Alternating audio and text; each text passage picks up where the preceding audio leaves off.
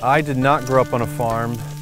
I had sort of a pretty typical suburban upbringing. Growing up, I didn't have an interest in farming. My dad kept a vegetable garden, and I don't think I ever helped him in the garden.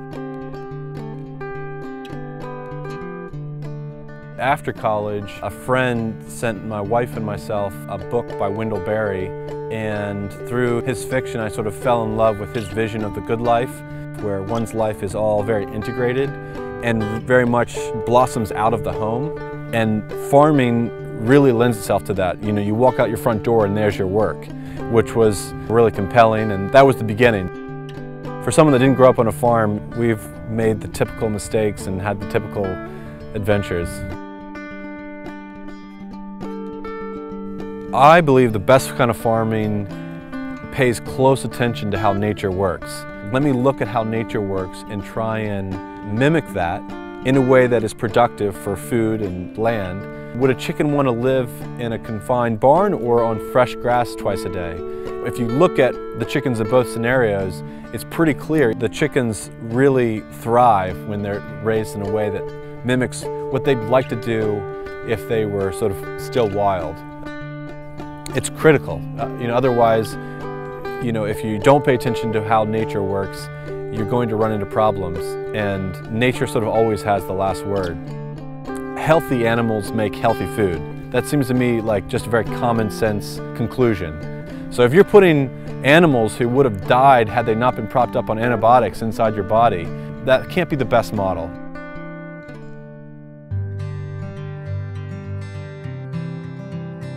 Being a farmer is really special because this is my office. You spend your day making animals happy. Every little task, they're mundane small tasks, but they all are satisfying because you get to do things that help the things around you thrive. Things about being a farmer that give me the most pride would be when I see the land is more fertile than it was before.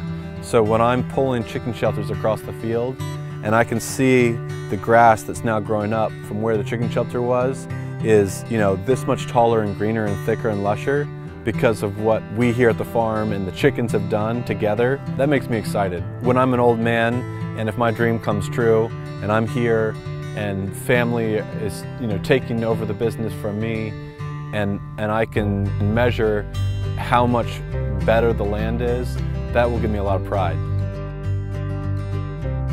I have no problem having motivation to do what I do. I have a problem stopping doing what I'm doing. I guess, for me, I just love the work. I love working outside. I love doing something that's so clearly beneficial to the animals, the land, the people around me.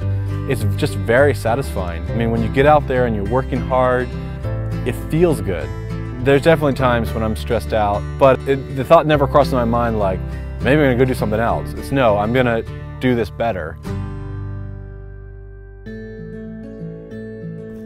I think people should buy from local sustainable farms because it is the best thing for all parties involved. Through all of our decisions, we affect the world we leave behind and the world we create. If you support large industrial or even industrial organic farms, that's the kind of world you're supporting and creating. Or do you want to create a world where there's beautiful farms that are right in their backyard, where there's a viable, noble business for that farmer, where the land is becoming more and more fertile and therefore the food's becoming more and more healthy? Do we want to support the people who are doing things right and contribute to that kind of world?